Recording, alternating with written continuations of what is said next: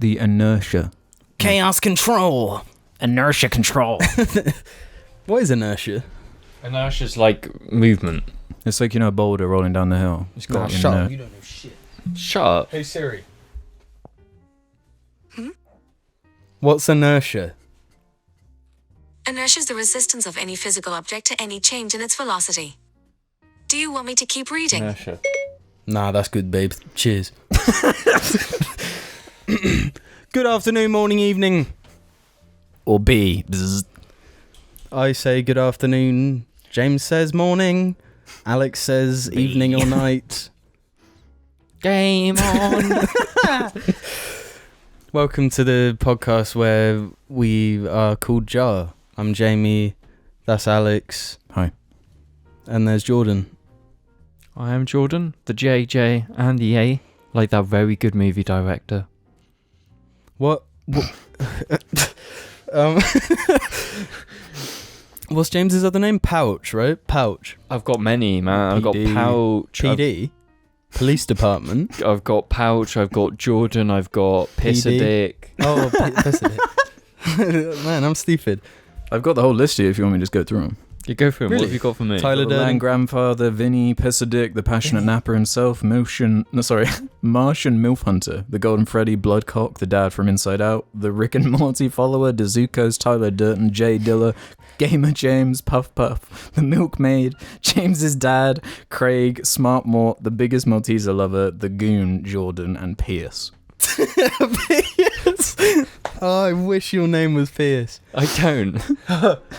I really don't. Before we talk too much about Pierce, though, let's shout out the patrons over at patreon.com for making the audio versions of the show possible. And their names read out in the first week of the month. That's true. That's true. And even the odd early video.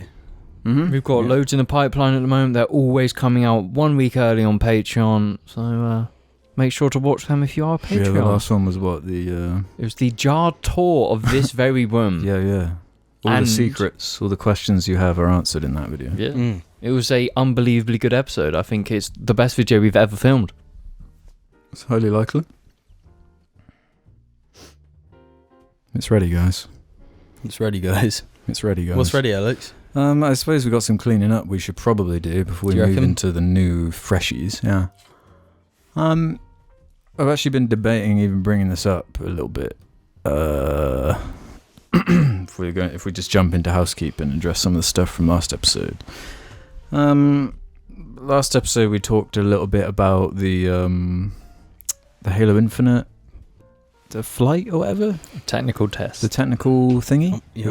We'd only had a couple evenings of it at that time. Literally one, right? I think it was, I can't remember, 1 or 2. So it was sort of our initial thoughts, whatever. I was going through the comments and saw some feedback in regards to my kind of slant, my hyper fucking downery negative slant, which I was very aware of, like, coming in and out of that conversation. And I re-listened to it just to double check, like, let's make sure I wasn't being, like, unreasonable here. And I get it, people are hyped about the game or whatever. But, I stand by what I said in last episode. I feel like I have the right to say that. I feel like I was real screwed by Halo 5. And I feel like they've got to prove themselves a little bit more for me to suddenly be like, oh, yeah, they've done it, guys. Yeah, I mean, you're entitled to your beliefs in that. Yeah, and as far as some of the comments go, there's one here from Nacrio. Typical Jar opinion about Halo. Don't like it, have no hope. Proceeds to talk about UI and a little bit of redundant stuff instead of actually explaining what's good/bad about the gameplay in their eyes. I'm mostly agreeing with what you guys are saying, but goddamn, I kind of expected more gameplay talk.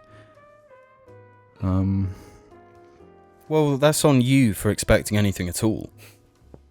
True.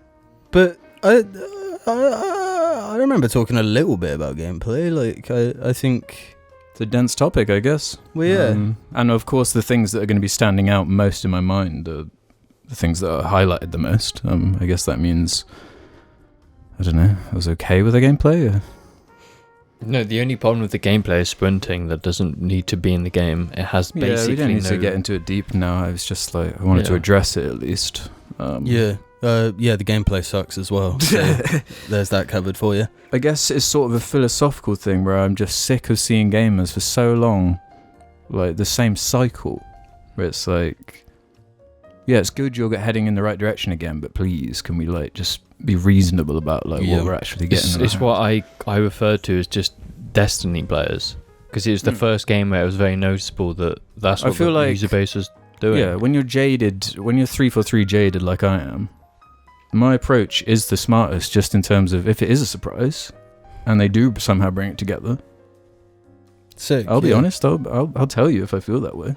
Yeah, we just got to get there first, is all. Let's do this one from Flute Ninja, who can just get us warping off. Looking forward to the epic discussion of the epic Venom 2 Let There Be Car-nage trailer next week. So I think we can kind of shift into topics here. Man, so the Venom 2 has a new one.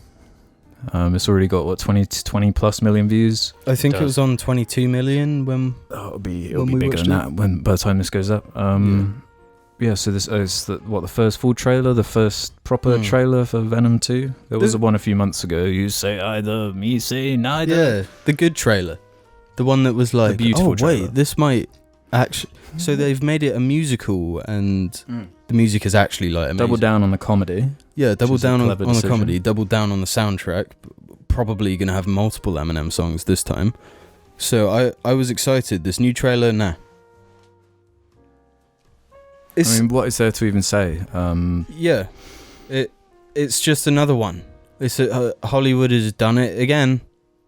Venom's done it again. I think it actually looks like it's delivering the only thing it could. What, pure shit? Yeah. I'll fully admit this. I've never understood the Venom Car-nage like obsession. Like this just always existed. Like it's always been there, that obsession for those characters. And I guess I can understand the fun in it when it's like in the Spider-Man universe and stuff. I just don't get it on its own. And now like Venom and Car-nage, the serial killer Car-nage is coming in, played by Woody Harrelson, with some great lines. So what's that line he whips out?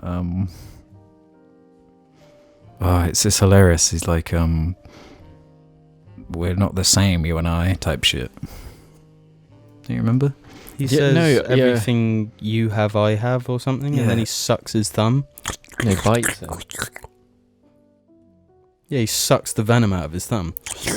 Yeah, he's clearly like a biter, and that's how he gets his venom power off of the real venom and becomes a serial killer. Yeah, because I guess he was already a serial killer, but now he's a serial killer with the red venom. I have absolutely no interest in this movie. Did you even see the first one? No. I've got no emotional or just attachment or interest in this movie, and I probably won't see it. Well, I'm the opposite of you on this one. This is the first movie I'm actually hyped to go see.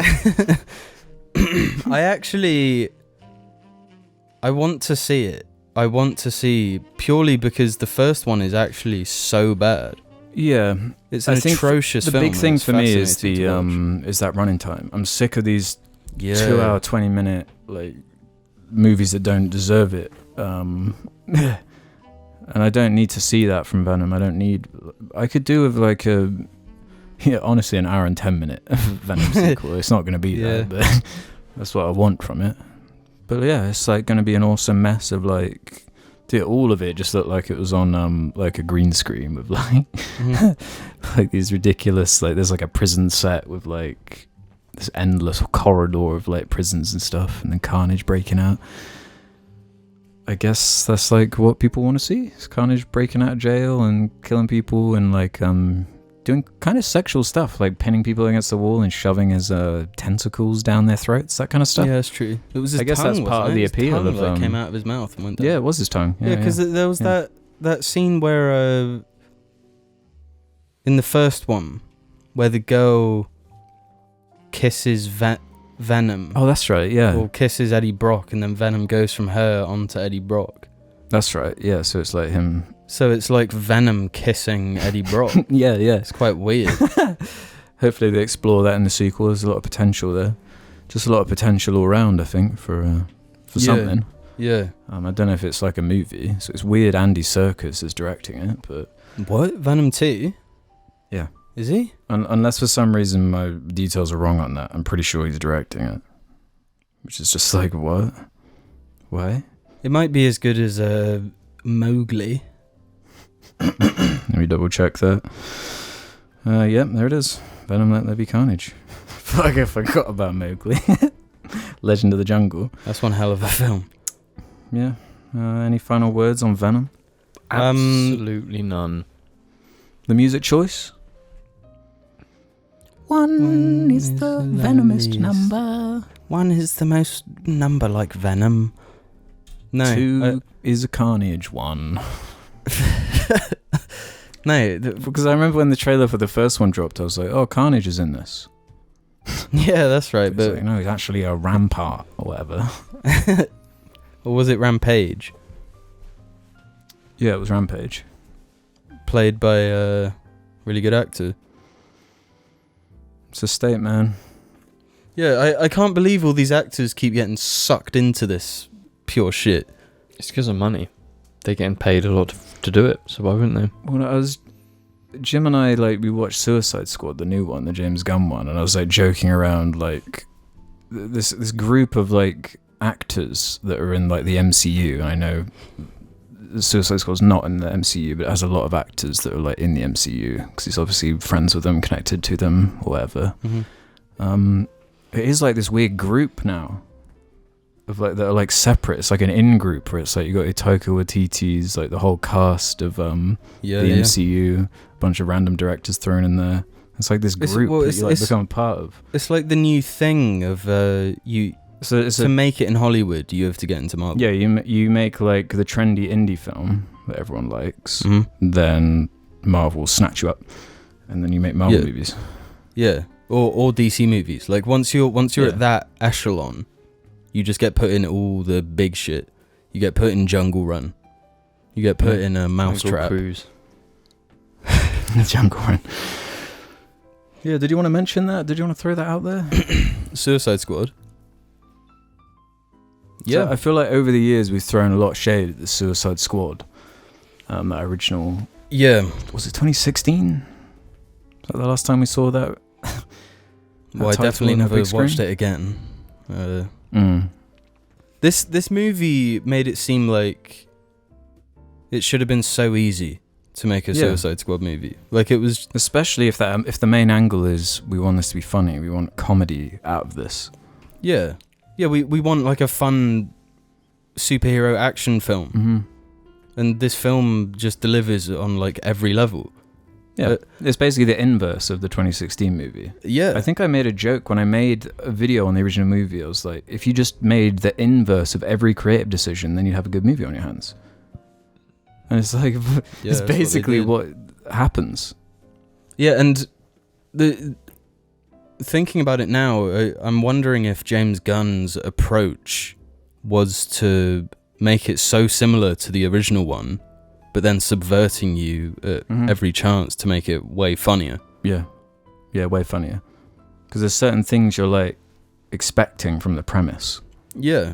And yeah, because I kept seeing in the trailer, like Idris Elba, he walks into like the meeting part in a prison and talks to his daughter, and I was just expecting some like. It was almost like they were advertising it to look like that movie from 2016, or like a continuation of it. So because it was a big success. So I was expecting some schlocky bullshit, just like in Justice League, just like in the original Suicide Squad with Will Smith. But no, the way they did everything, it was just like great. I thought the movie was really fun. Yeah, just like random obscure characters that like you're like that can't be real, and then you look up and this. Yeah, no, that was a fun thing. Was like looking up all the really stupid characters on my phone, and just seeing like DC. Yeah, that's one. DC would just do anything back then. Well, they'll do anything now. Yeah, they're desperate.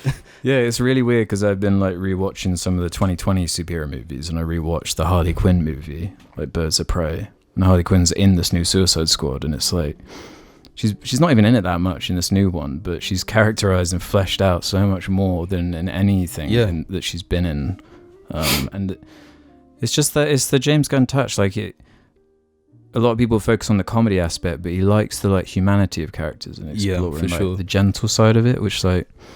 For just idiotic, dumb characters, it does like catch you off guard.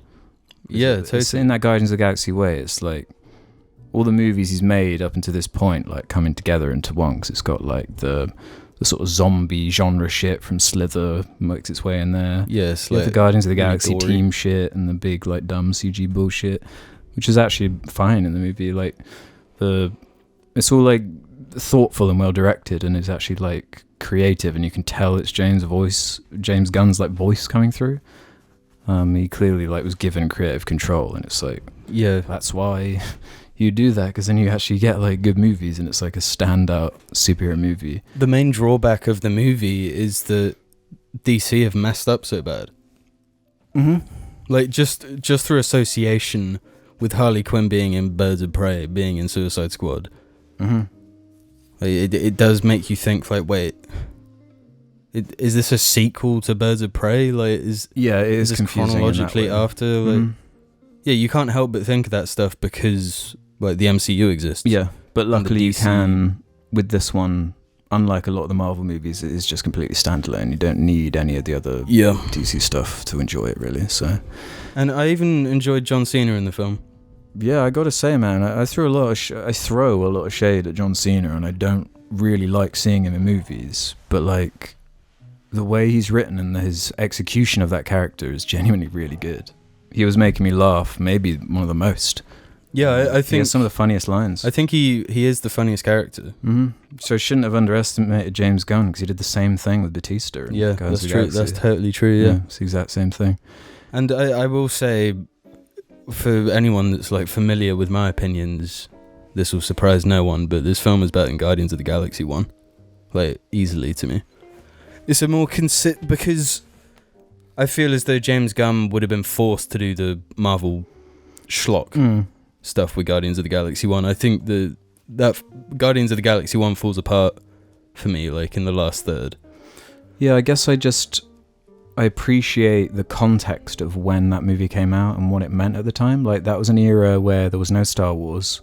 It was new for Marvel even. Like, these characters that like no one knew or cared about, and he was able to turn that into something. And with the whole like aesthetic, with that soundtrack and the emotional core of it's a bit stronger than Suicide Squad to me. But the humor is probably overall better in the Suicide Squad. Yeah, I think action wise as well. I think Suicide Squad is better. Yeah, it's pretty close actually. And I just like how stupid it is as well. That because DC have just said fuck it. James Gunn as a director could be like, all right, I'm doing the starfish villain. There's a big starfish that like walks around, whatever. Like it's just really stupid, and it works with his style, I think, as opposed to the guy with the hammer that wants to use the stone. Yeah, or like the villain from the original Suicide Squad or anything like that. Yeah. Interesting kind of structure too. I liked the timeline and the way it was wrapping in on itself, and yeah, it was cool. It was nice to see like a big dumb superhero movie that wasn't quite as dumb and had a bit more, and the overall like commentary of it I quite enjoyed as well. That it was like able to sneak that in. Yeah, I enjoyed it. Unlike a John Cena movie we all saw. James. We mentioned this briefly on the last episode, is how the last episode ended, but the Fast and Furious 9. The other John Cena colossal... this is probably why John Cena was in my mind. It's like, man, I just don't want to see him in movies. Yeah. Because he's like the main antagonist for Fast 9. Antagonist, protagonist type deal. Typical Fast and Furious, basically. Well, as a car fan, a Fast and Furious fan, what was your take on the 9th entry? Terrible. It's not a good movie. It's not even interesting. It's just G.I. Joe. And we said that when we were watching it. It's just G.I. Joe at this point. Joe. Yeah, it is G.I. Joe. Like, it is probably a better G.I. Joe than those G.I. Joe movies are. That's maybe the one thing I'll give it. Wasn't The Rock in one of those? Yeah, he was actually.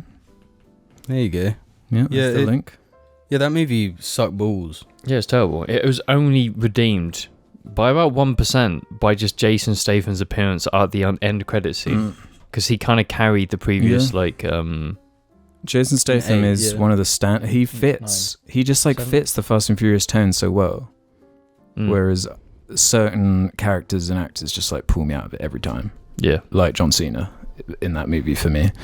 Honestly, I think Dom needs to go. I find Dom at this point to be the cringiest self-insert fan fiction character. There's a moment in the movie where he's in this underground base thing, and 500 people are jumping on him. He's fighting them single-handedly down, he's Captain America. He grabs these giant chains and he destroys the concrete ceiling above him by just pulling it down, and then he tumbles into the water below. Yeah, but how do you feel about this whole thing that comes up when Fast and Furious arises and you start picking it apart, making fun of it or whatever, and then it starts coming out oh, you're just it's supposed to be bad and dumb, and they know it's shit or whatever. I don't think they do. I don't you think about it too much, this kind of stuff. But you just got to enjoy the car swinging off a bridge. No, I think it's it's serious. They want it to be a very serious action movie. I don't think it's the tone. The tone is fucked. Yeah, the tone's messed up. But you know what? If it was just non-stop, car attaches to bridge and fucking swings across a thing, and then suddenly there's a magnet truly car that pulls a car through a thing, and it's just non-stop. But it's not. It's family. There's 40-minute sections where there's maybe a bit of a fist fight, but it's just dialogue and maybe dialogue, the last dialogue. 5 or 6 Fast and Furious movies all have that exact same problem, where they'll put a really stupid fun action scene towards the beginning somewhere, and then just in the middle there's this chunk where what even happens? Yeah, it's meant to be the heart of the film. Yeah. Where you're developing the characters, where you're learning things about them. Yeah. But they always instead just do there's a new MacGuffin that's been moved somewhere, or some hackers hacked something, and there's a roadblock now, so now you got to do the next thing. And it's never actually about the characters or anything. So what is it about? If it is about the dumb action, there's not enough of it, and it's and it's not good enough, and it's not rooted in anything. Anything. Action for action's sake at a certain point is it's funny, and I was laughing a lot when that car was swinging off the bridge or whatever, because it's just you're laughing at it. I'm laughing at it because I just find it so absurd. 5 years ago when people were making jokes about they'll be in space soon enough, and that's the inspiration they took from, in terms of where are we going to take it next? Oh, let's just what do the Redditors want? Let's go to space. It's there's no creativity. I thought the whole space part is just fucking dumb, and I kind of like that it's dumb. They fit a fucking rocket engine to a car, then launch the car into space and crash it through a fucking satellite. That's dumb. Yeah, I like what I was saying with that Venom thing, where it's why does it need to be so long? Yeah. 90 minutes. All you need from that type of movie. And I reckon you could probably just take the movie as it is now, just brutally just chop at that movie. That whole middle section still makes sense. But that whole bit we were talking about, where Vin Diesel just destroys this bunker with his little finger. Get rid of that whole part. What was the purpose of that bit? Well, it is so void of any core story or anything, that we're at a point now where. And it's another recurring joke in the Fast and Furious universe, where characters die a few movies ago, but then a few movies later, when they need them again, or they want fan service with them, they'll be actually, that death scene, if you just show it from a different angle, they're fine. Yeah, no, and then they just bring them back. Because Han died in Tokyo Drift. Yeah, be specific with this, because if someone has never seen Fast and Furious, this shit right here is the most confusing thing. So go through the timeline of what they do leading up to Fast 9 with this character. No, the most confusing part is that Tokyo Drift was released before all of the others. It was released as the third in the franchise, right? Because it was trying to go a new direction, Tokyo Drift. Yeah. But it's chronologically, it happens after the majority of them. Yeah. It happens after 6, before 7. Yeah. And the motivation in 7 is that Jason Statham killed Han in Tokyo Drift, which was a retcon to begin with, because that was meant to be just an accident. Yeah, car crash. He was drifting around a blind corner. Yeah. Crash happened. Typical kind of car stuff. Mm-hmm. But no, Jason Statham was in the car, assassinated Han. The car blew up. With him in it. Yes. So then that's the start of 7. Then in 9, it turns out that the special CIA operative hired Han to get this super weapon to hack everything, and then to fake his death, he bamboozled Jason Statham, who had thought he had killed Han. Oh my god! But it was all a camera trickery, and Han is still alive, and he's been hiding in Japan this entire time. And he gave, on the day he died in that crash, he sent a postcard of Mexico to Dom in America. And they find Han by they're having a drink like at a bar in Tokyo, and they look up at a window and there's a Mexican flag in the window. That's how they find him. And then they go into the building and get attacked, and then Han is just there. Han is there with a sniper rifle and he protects them from the attackers. Yeah, this is the level of writing that they've stooped to. Mm-hmm. I find the every Fast and Furious, including this one, like since Paul Walker's death, they should have cut the series off at that moment. Yeah. The movie ended with a kind of feels so final.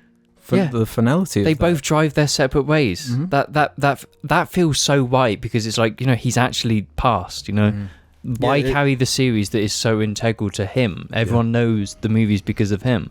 And then they make the next one, and at the end of the movie they tease him coming back because they have his car. His car's pulling into the drive, and they've already said that they need to bring in his brother for the next movie to film scenes about Paul Walker, as in his character in the movie. That's so fucking distasteful. Yeah, it's incredibly disrespectful. It's like that's Paul Walker's series. Every car guy knows Paul Walker. Every car guy respects Paul Walker because it was Fast and Furious. They should have fucking ended the series when the last one. Yeah, especially when going back to the action. For some reason, the gimmick for this one is all based around magnets. Yeah, I don't even remember why. They just sort of come across a magnetized van. It's like the technology gimmick, the James Bond gimmick. Sense. Yeah. Even though and then it there's an action scene towards the end where there are these magnetic cars flying into a truck or whatever, and it's just the basic same imagery of the stuff from Fast and Furious 8 with these AI cars all just driving themselves. It's completely repurposed from Fast and Furious 8. Yeah, the whole final act is the same as the one in 8, where there's drones flying around or some shit, or no, there's a hacker machine or some shit that's I can't remember. No, it's generally just mind-numbing. It's a fucking awful movie, and I don't, because I know we've got our series going when we talk about car movies from the whole car point of view. I don't want to do any of the later Fast and Furious movies because they're at least there was a race. Bad. At least there was a race in it in 9 at the beginning. Yeah, there was a. We didn't even talk about how it's a flashback to Dom's history and his. I will say though, it is better than 8.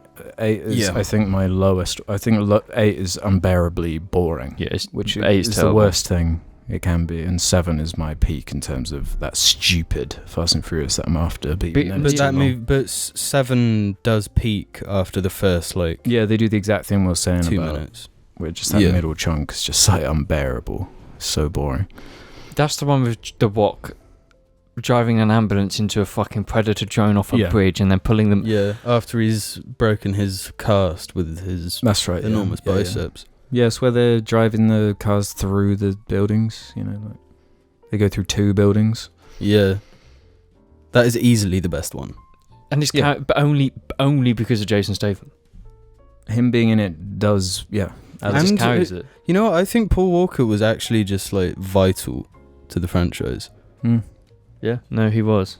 He was in 1, he was in 2, then 4 onwards. He is just Fast and Furious. He added like a perfect opposite to Vin Diesel. Yeah. No, he did. Like, you can complain about his acting because he's probably not the best actor, but he has actual love for cars. So you can tell that in the movies because he's always the one talking about cars and fiddling with cars. It harnessed back to the original with the whole car theme. Yeah. But now they're not car movies. They're not car movies at all. What are they now? Action movies. They're science fiction action movies is what they actually are. They're paychecks for the actors and crew. Yeah, that extra layer of after watching the Tyrese, like, his house breakdown, his mansion breakdown. Just every time he was on screen, just thinking about those marble curtains. But they also almost pushed the superhero narrative.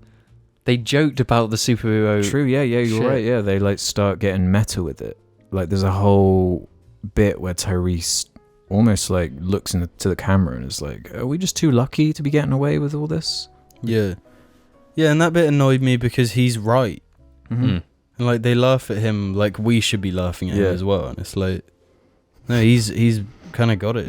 They could have actually I thought they were actually like finally leaning into it, and we're gonna be like, it's actually just part of like the law that they're just like stupidly lucky or whatever, or some dumb thing. No, they could do something just nutty with it. Like they might as well. They just drove a car into space in this one. Why didn't they go like actually insane? Like actually, like creative insane, not just like what they do. Just like sci-fi. No, what needs to happen? Nutty needs to happen? James Gunn needs to direct it. Then it might be good. He could probably make it work, to be honest. It'd be a waste. It would be a waste. Yeah. But hopefully in a future video we can talk more about Fast and Furious. Did you guys have any other topics to throw out there that isn't the dead Bumblebee in that? Well, I was just about to ask if that was like a thing for right now. Because I'm getting antsy. I want to know what's going on with that Bumblebee. With the Bumble? Yeah. Why is it there? Why is it there? Why is it there? It's actually kind of a fucked up tale. Is this the one you saved? It's a story of loss and regret, yeah. Yeah, the poor Bumble. I saw that in your house like 4 days ago. Yeah, because the event happened 4 days ago. Really? Yeah. So you heard it too, the Bumblebee Savior story. While we were on our very regular journey to McDonald's at 10 o'clock at night, regular, you started talking about the Bumblebee you saved from a spider's nest, a spider's web. Yeah. But that's all I've heard. I thought you saved it. Well, that's the thing. The day after I told you that story, right? Which I'll tell the Jarlings now. I've got like a lily outside the front of my house, and I kept walking past it to go to the car or whatever, and I saw this poor little Bumblebee like just chilling by it for a couple of days. It was just there for too long, so I was like, you know what, I'm gonna bring this guy inside, give him a bit of honey, let him heal up so he can fly off. There's something wrong with this guy. It's obviously a bee, and I want to like pick it up. So I went and got like some like chopsticks. And I like gently lifted the little guy up, but I'm not very good with chopsticks, so he like fell down and landed in a spider's web. And then the spider like came out to fucking grab it, so I had to like fight the spider off and save the bee.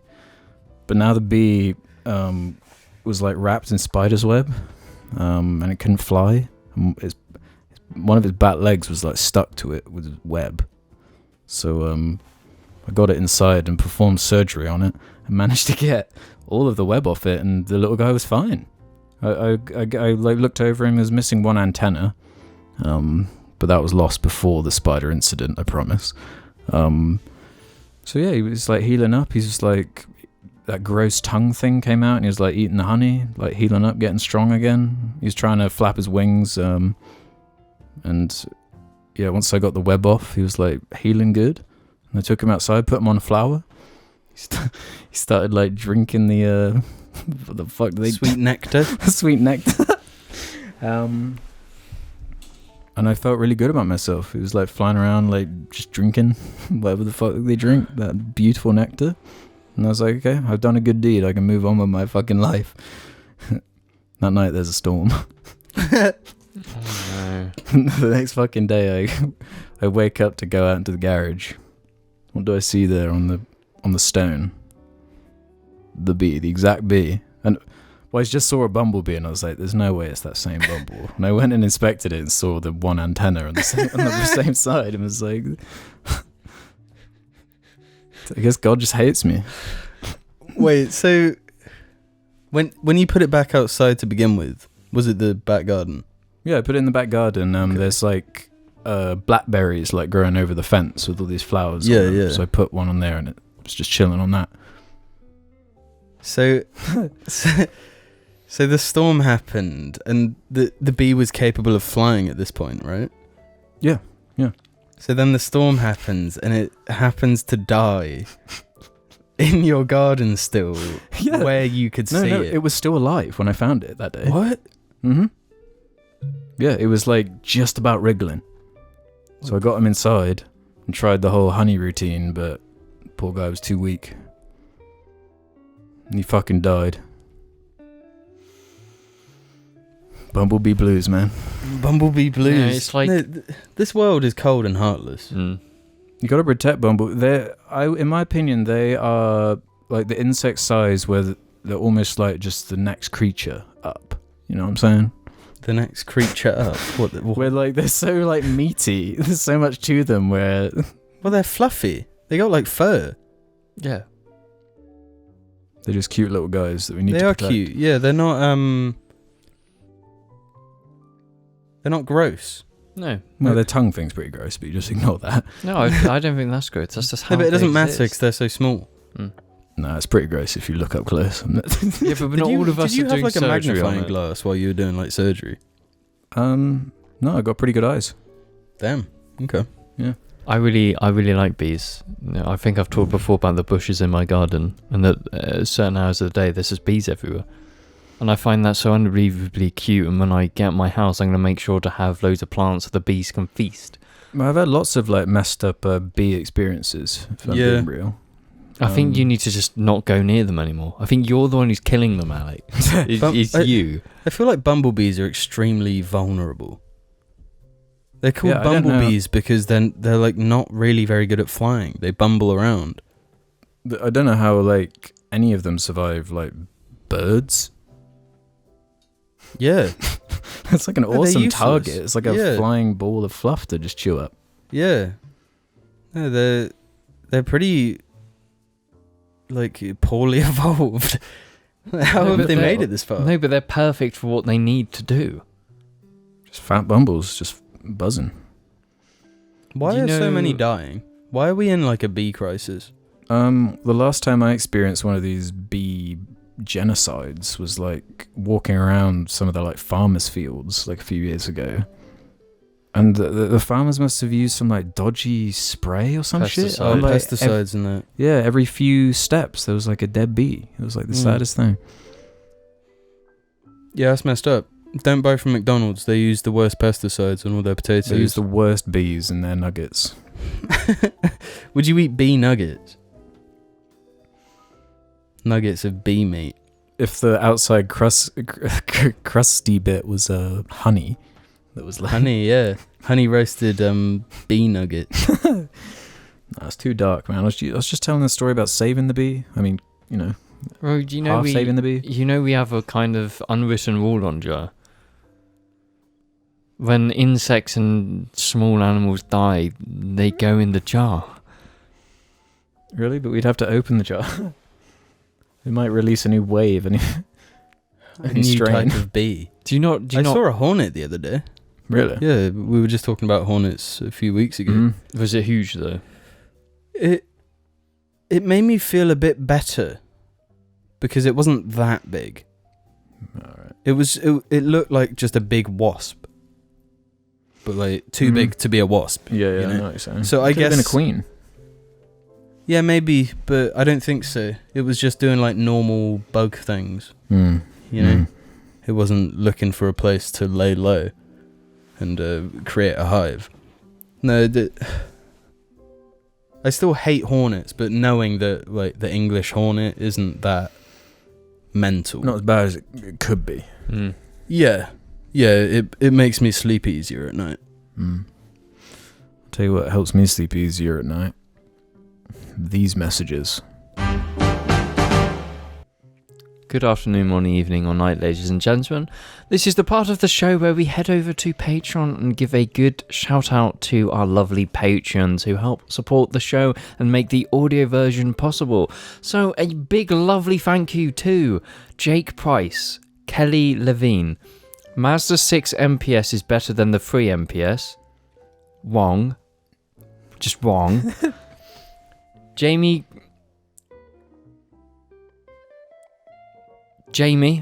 Kauki, Pip Pop Penny aka Speedman VG from the Halo Corn, Stone Weevil, I saw Lucy Ty as an Asian anal queen in the Cold One's Patreon credits.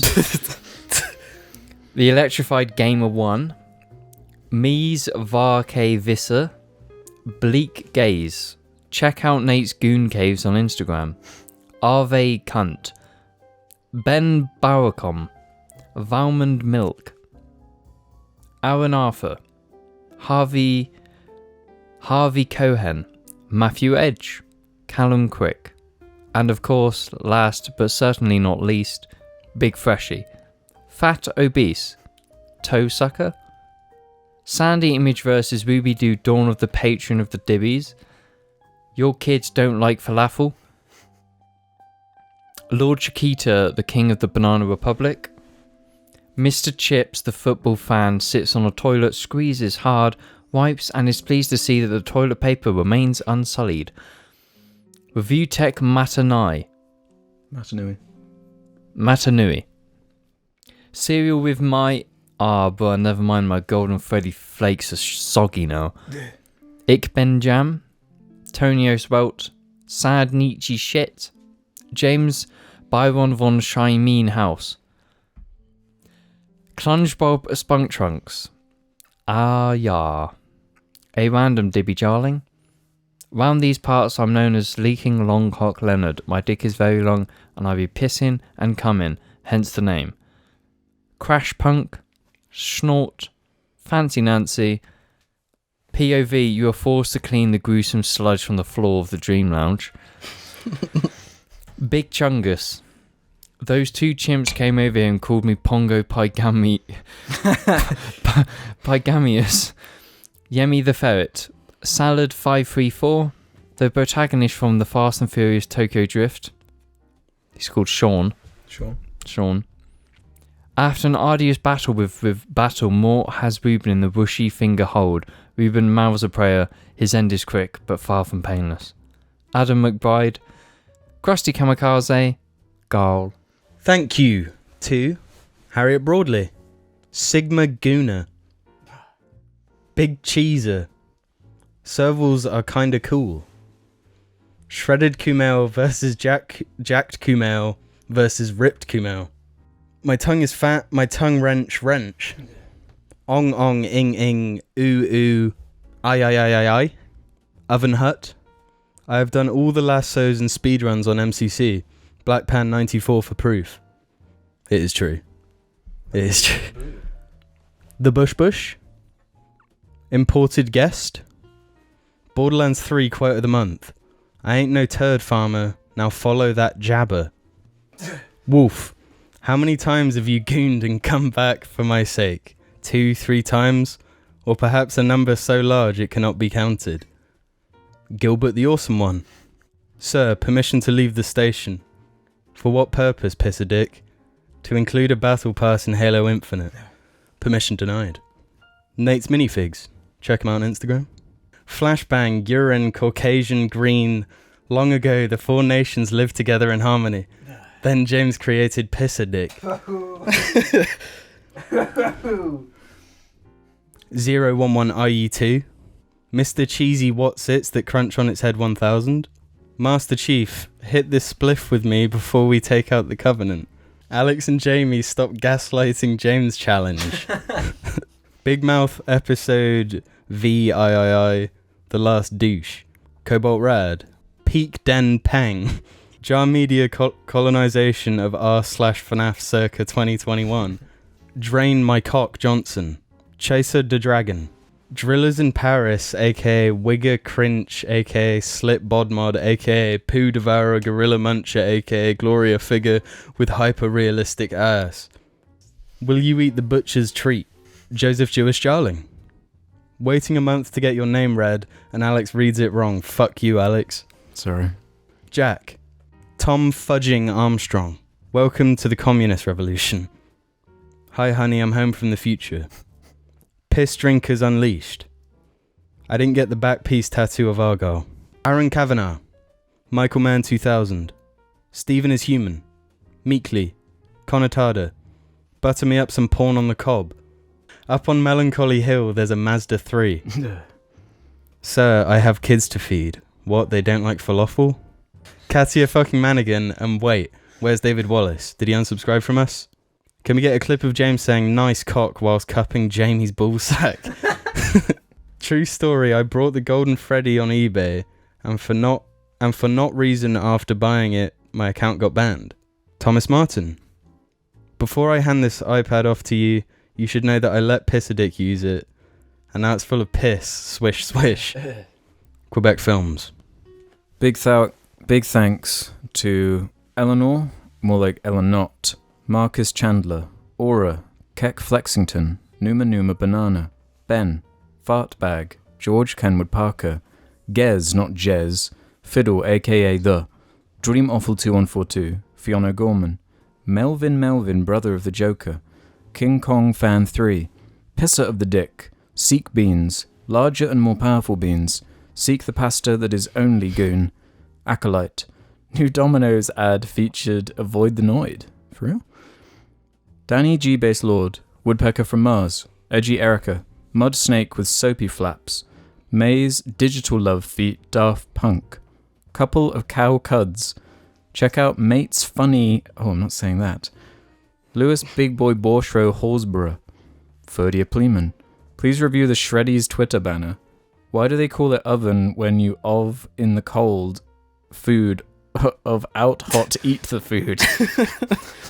Nando's, Sam, Mordekaiser Mains Rise Up, Adam Johnston, Tom Buis, Jam, Froggy Online, Big Ol' Bovril, Joel Stewart, I came from a long line of urinator genitals, Kane the Main from When Blackbirds Fly, 2016, Jack White, Big Whoops, Gremblo, Kuta Panda, Abby Clifford, Lucy Ties and Asian Anal Queen, Randy Ruins Patreon, The Pooh Man, Jake Graham, Katia fucking Manigan, and last but not least, David Wallace.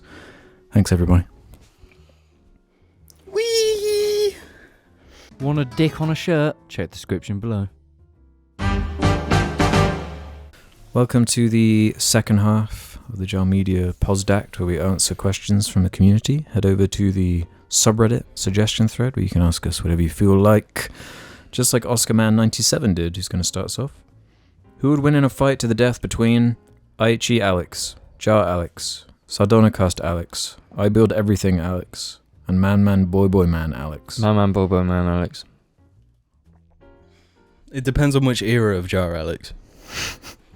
Explain. Crackhead Alex would win. Yeah. I agree. I think all the other versions of Alex are just too pussy to even fight. Agreed. Especially I Build Everything.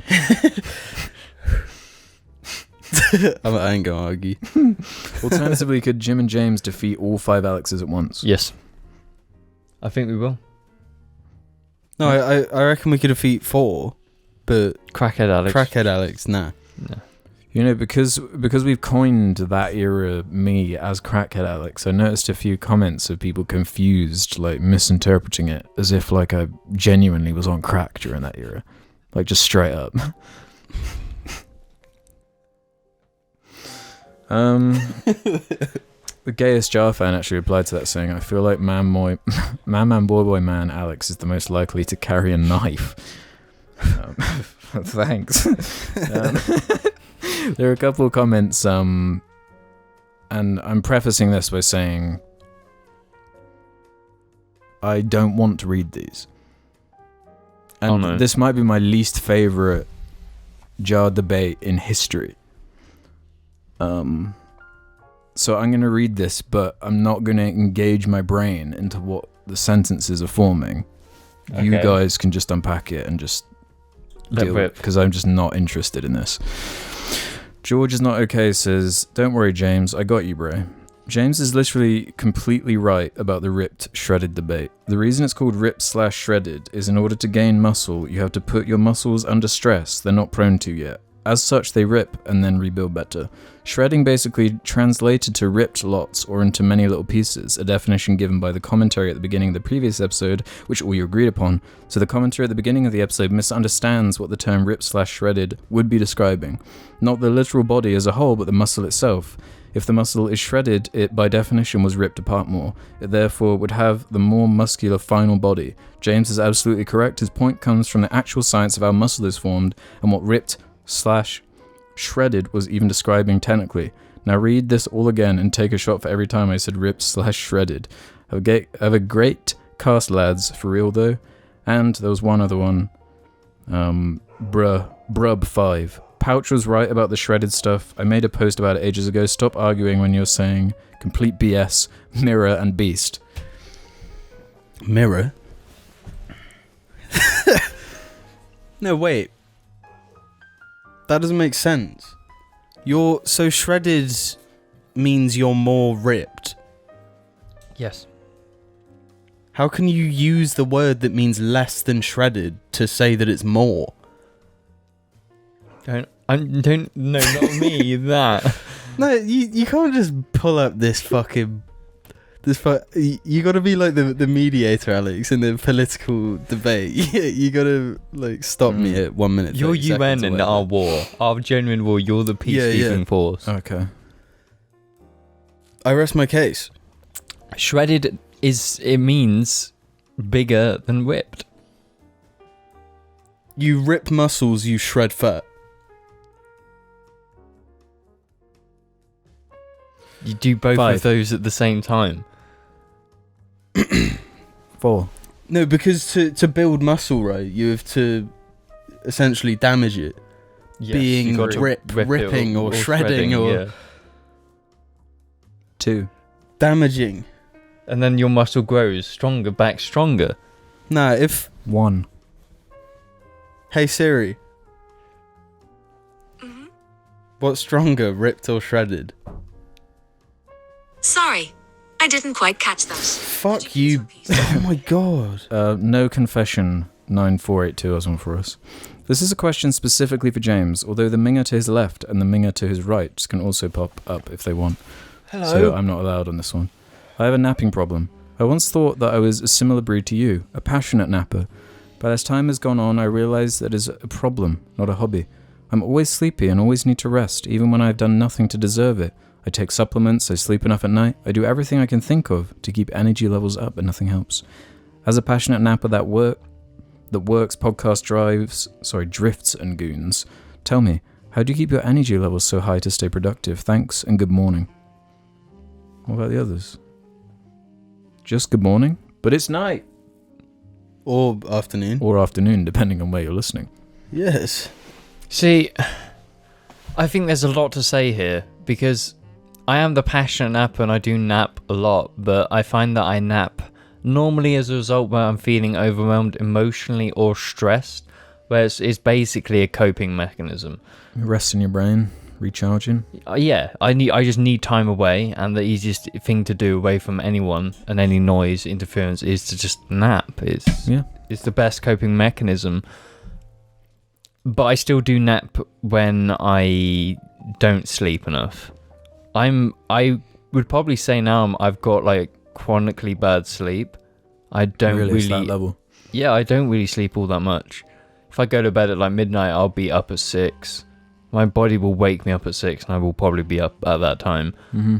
Doesn't matter what I do, even if I exercise or do gym. Doesn't matter what I do, I'm always up. Do you nap every day? No, recently I haven't napped, and I've been super productive pretty much every day. I napped for the first time. Really? In like years. The other day. Yeah, it was like last weekend, I think. Because with a lot of people, they nap and then they get that very groggy, slow like feeling. I timed after. it like just right in the day where it wasn't like awkward timing where it impedes too close to when you wake up or are going to bed. So it was like just right. But that's very rare for me. I'm not a napper normally. And the part of how do I keep my energy levels up, I don't actually know. I drink coffee. Mm-hmm. I stay physically active, and I don't know. I don't know how. I just kind of keep going. Yeah, I have a couple coffees a day. I think we all drink coffee, and I think a lot of people do. We're in Europe, like... Well, actually... Excuse my tongue. We are in Europe. No, we're in America now. We left the Europe. Oh yeah, we left the Europe, we're in the United States of America. We're finally tiny America for real. We did it, guys. I think with me, because I sleep so poorly just constantly, it gets to a point where I can't do it anymore. But I physically can't do late nights, but I'll just crash. And I have to sleep all day. I'll get home at 6 and I'll be in bed by 7, you know. And I'll do that for a few days and I've got my energy back. That's like the routine I have, the phases. I'll be in a phase of high like productivity and energy, and then it'll be the nap period, and then it'll be just like crash and sleep a lot. But the only thing that actually works for me is what I just started having again recently, is CBD. Mm-hmm. And that makes such a huge difference to my sleep. I can go to bed at 8 and I'll go to bed at like 10, get up at 8. Yeah, those gummies are really good. Yeah, no, like gummies, cookies, shots. As long as it's got like 20 mg of CBD, it works for me. Mm-hmm. And that's what I usually use when I can. And I think if someone does have problems sleeping, it is because you lose nothing from trying CBD. You only benefit. Psychoactive. I don't know how you could fight like the sleepiness of one of those. Like if you're struggling to sleep, it generally does. It does help, and it's what I'd recommend. Because naps can fuck up your routine a lot, and they can make your sleep worse because you are trying to sleep. Isn't there like an ideal time or something? Yeah. Apparently, like 10 minutes is the best. Mm-hmm. But how on earth are you supposed to like time? Well, I found with my naps, I'm not asleep. Like my mind isn't in the plane of my womb. My eyes are closed, but I'm not asleep. But I'm completely relaxed.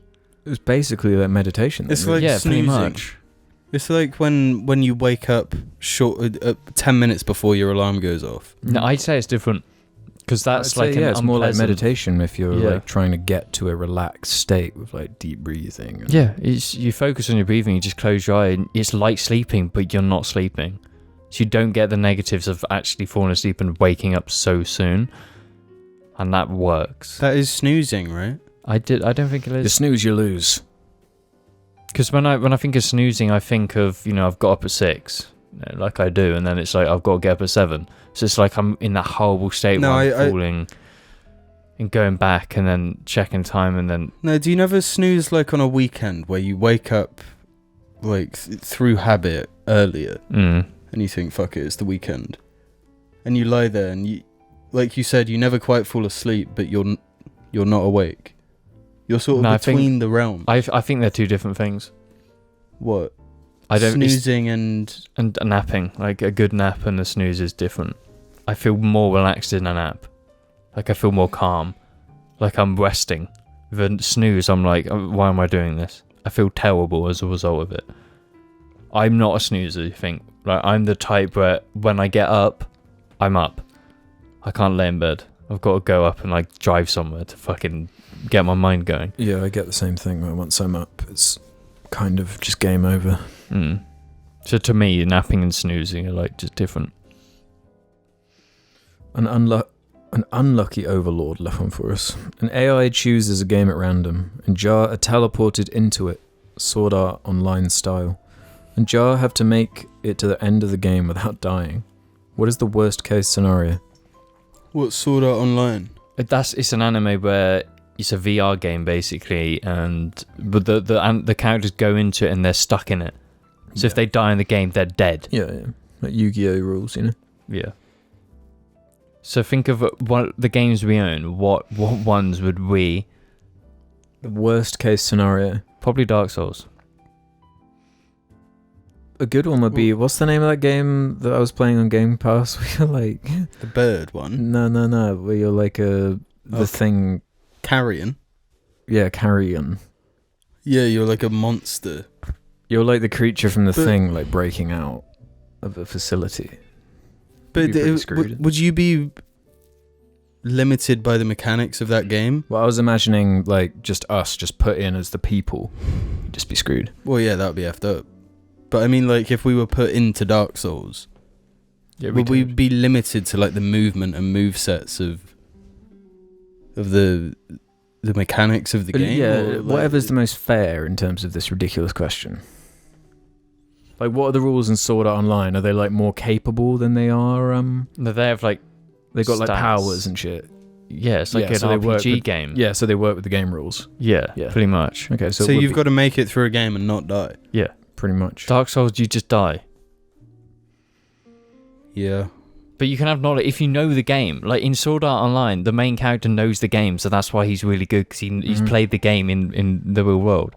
So if you've played Dark Souls constantly, you'd probably be good at surviving the actual Dark Souls. No, but there's a bit where you have to die. Then you're dead. That's it. Yeah, true. Best case scenario would be like one of those Mario games that like just plays it for you. Yeah. Yeah, but that's not really... Yeah, that's cheating. That's cheating. What about a Kirby game then? That's best case scenario. No, Gears of War would probably be a very, very terrible time. Because that's not just death, that's really agonizing death. Just think about like Black Ops or something. Oh my god, just Vietnam. Yeah, I think that would be one of the worst. Being like put into like Modern Warfare 2. Yeah, any COD. Yeah, it would just be horrible. Yeah, I think that newest like, Modern Warfare would be like the most hellish thing to be put in. Spec Ops: The Line would actually, that would be fucking awful. Because you either way, you're probably going to die. Yeah, to be honest, you could pretty much choose any game because most games are around like conflicts and ancient evils coming back that are like zombies and infections and like The Last of Us would be a horrible one. No, The Witcher. For the most part, that's normal.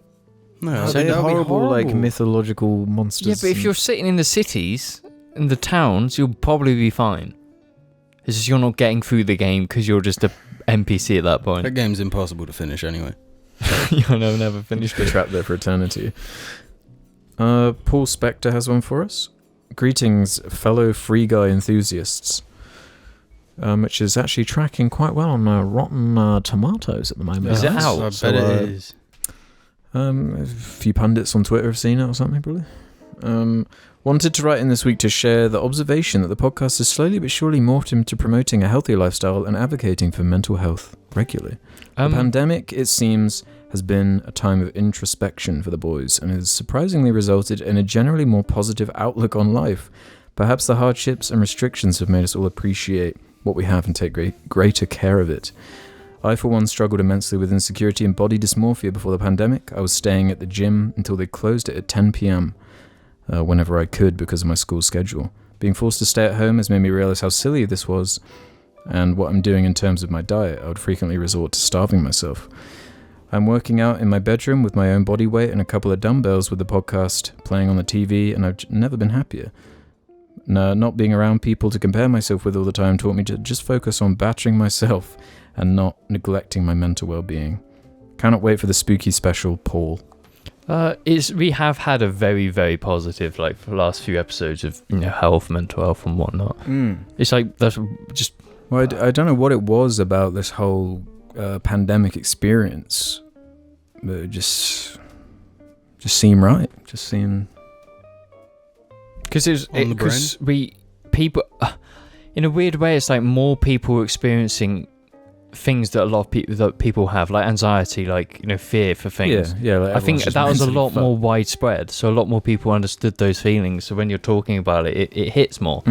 And things like everyone's like diets and everything have been all fucked up, and like the COVID diet everyone's talking about, and everyone's been gaining weight and lockdown, not being able to go anywhere. So, you know, this kind of shit's on everyone's mind. Like, people are eager to fucking just move on, and we're not quite in that state yet. But yeah, just get on the grind set and keep moving, you know? But I think JAR has always been very, you know, pro mental health. You know, back from the early days, we were still very much we used to hate mental health. Absolutely despised it. Yeah, there was that whole episode that was called like "Fuck Mental Health," right? Yeah, the mental health episode. But you got to be positive with yourself. There's definitely like it's like a line in the sand for me, like before and after COVID, where it's just a huge shift in like mindset and everything for me. You got to learn from it. Yeah, it's just like a weird uprooting thing to be like, okay, you've lived this way for like your whole life. Now just live a different way for a bit. Get a bit different perspective. The fuck is with her? She's pissing me off. There were fireworks. Really? Yeah, there's been fireworks. Mike Hunt 009 has one for James. What's your opinion on Itasha Cars? If you had to own one, what anime would you put on it? For those unaware, Itasha, literally meaning painful car in Japanese, is a subculture where Japanese car enthusiasts plaster their cars with anime to make it look as shit and as cringy as possible. It sounds like my kind of place. I fucking love Itasha. I fucking love it. I want an Itasha car. They're the ones that are all over like Forza when you're like on the...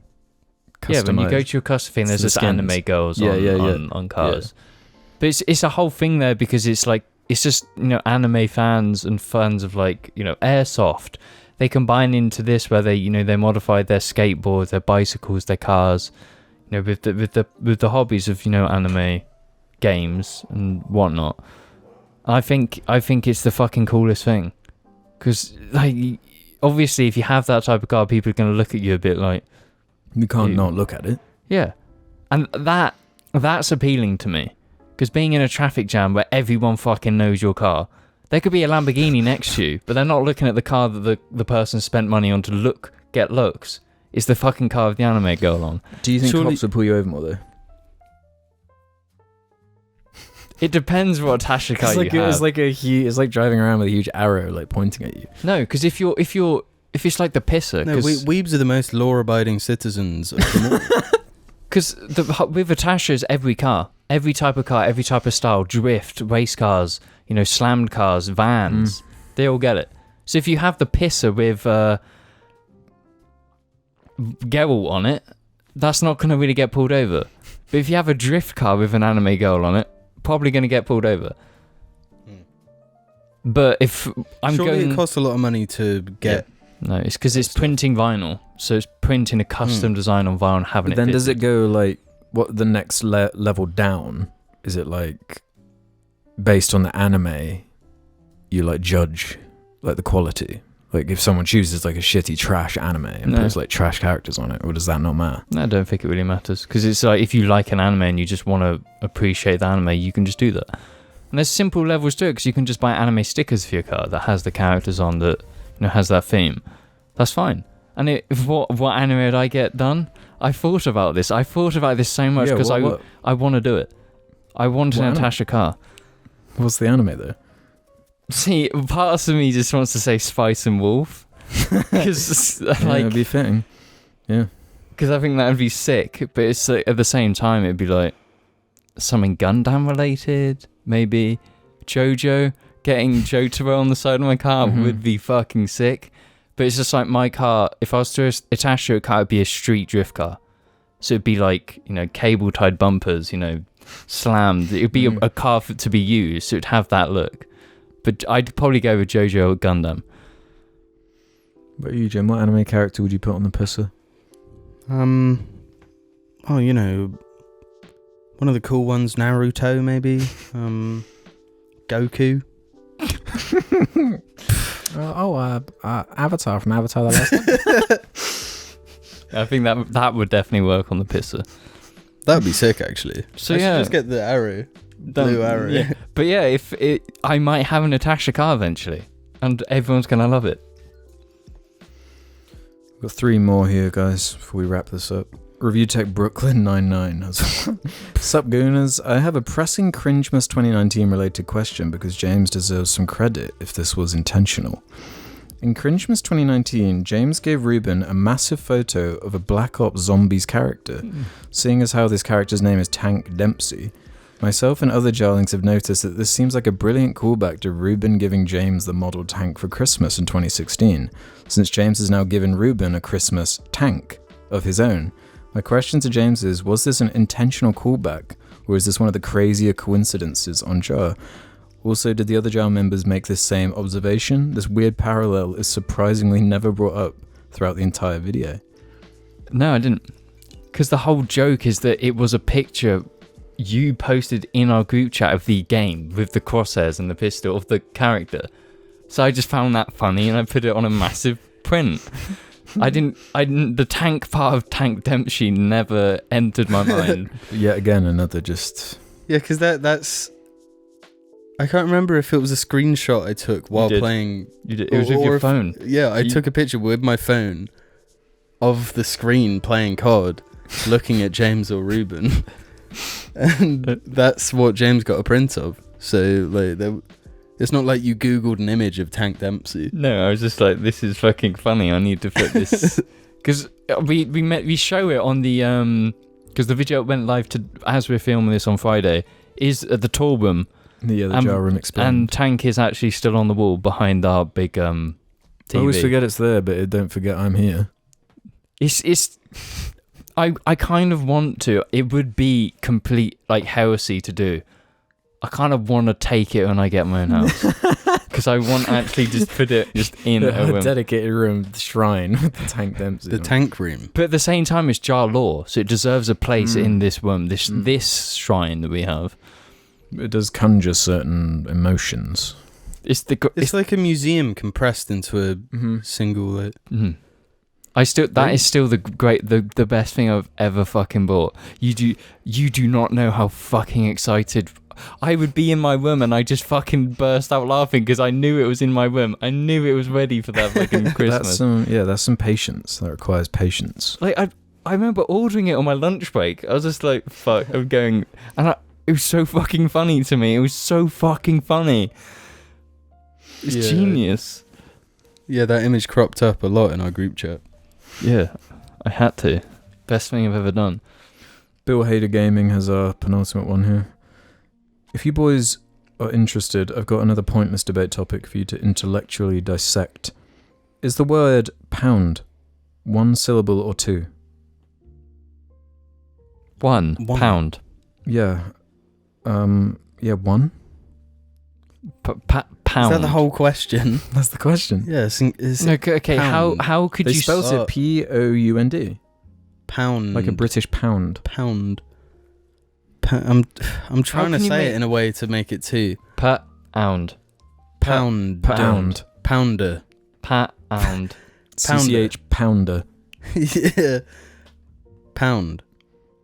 Pound. I love the word pound. I fucking love the word pound. I love the name CCH Pounder. That's one of the best names ever. No, not one of the best name. Who is Shield had so many Pounder? good had Ass Invader, Michael Ass Invader. Wait. Well, no, was CC... That wasn't a real person, though. No, but that name is stuck in my mind. Ass Invader. Ass Invader.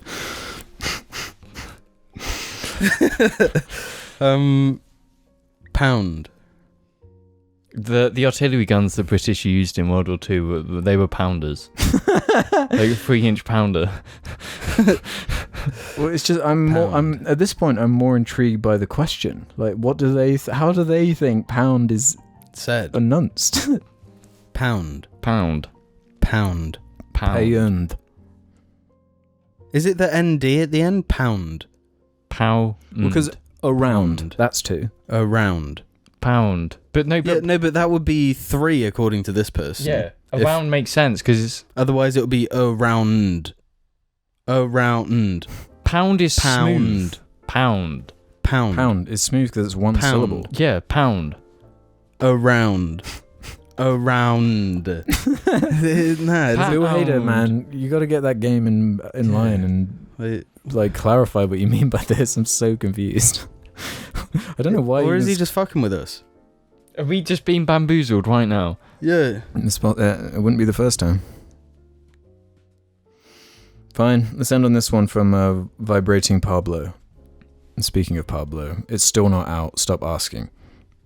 Hey Jar boys, what video games, in your opinion, have caused the most damage to the industry in recent history?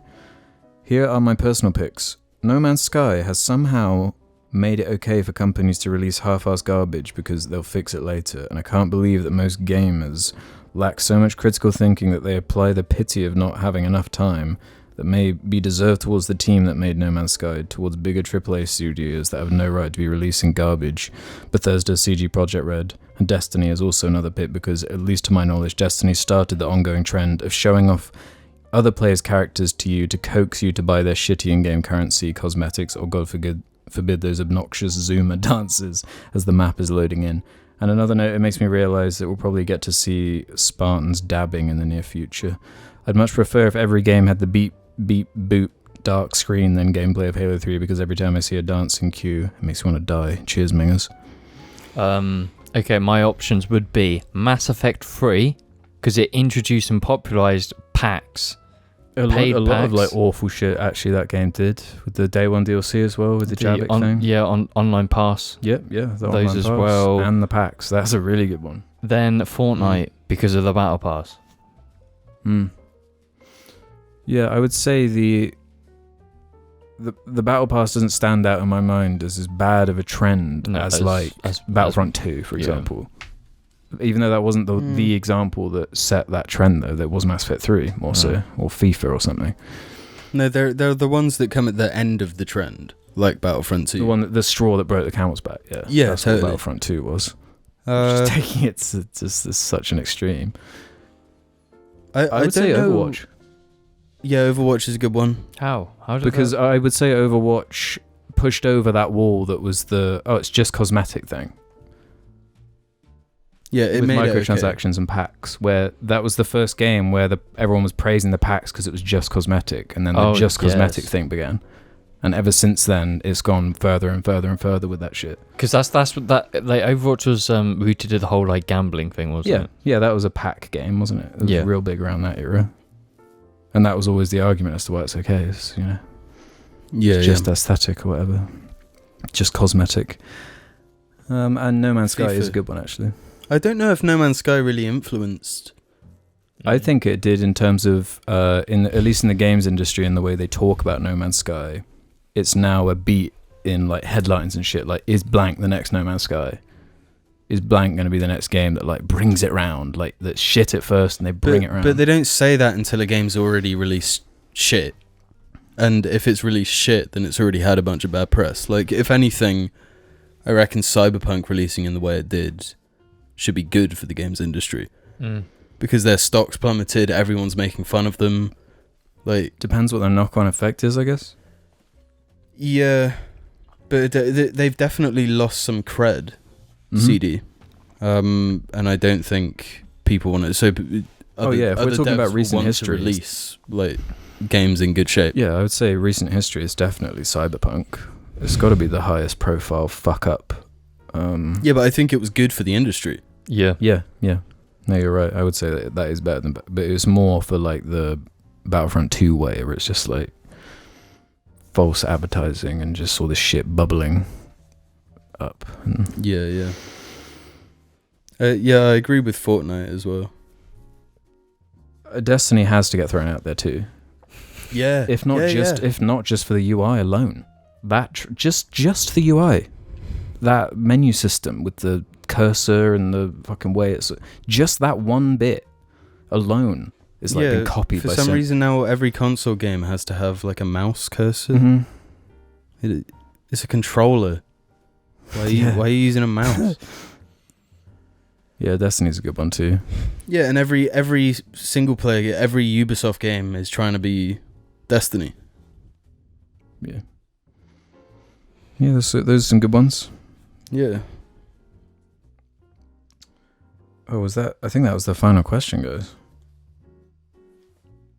Final question? Yeah, that was it from Vibrating Pablo. I just didn't introduce it as the final question. That's absolutely ridiculous. I did introduce the penultimate question, though, so we should have known. Yeah. Thank you for the final question, Pablo. Thanks, Pablo. Is Donda out yet? Donda's not out. Donda's not going to come out. Will it be out when this goes live? So it'll be the Monday after that weekend it was supposed to come out. I think it's going to come out tomorrow. You reckon? Yeah. It's what it says on Wikipedia. Did you see the latest video of him? Like, he's like in this Colosseum fucking just being risen. What? Have you not seen it? It's like insane. I've seen a lot of Dark Souls memes because he was wearing this like spiky jacket. And there's this guy that invades you in Dark Souls. The one I saw was like this light show with, it looked like him like in the middle of this huge arena, just like being lifted up, like he's by God? like he's being lifted up by God. Oh jeez. Oh no, this album's not going to be good. No, it's going to be awesome. Has Kanye lost it? Yes. He's fucking off the hook now. He's properly off the hook. Off the... Is it on the wagon or off the wagon? He's on something. The hook. I just want Life of Pablo too. Yeah, Donda. No, it's not. It's not gonna be. It's not gonna be. It's not gonna be that, Jamie. My beautiful dark twisted Donda.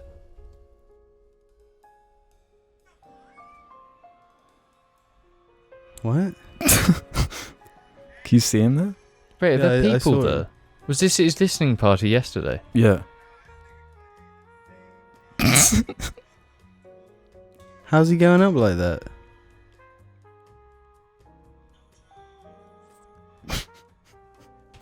He's going in. He's just... Yeah, this album... Oh, jeez.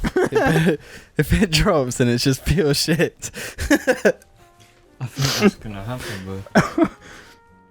I'm quite excited. What do you think? Is Kanye's new Donda going to be trash or is it going to be smash? Let us know in the comments down below. Or mash. Is mash good or bad? I don't like mashed potatoes, really. Oh, I thought you meant the sitcom. Like Controller. Like Controller.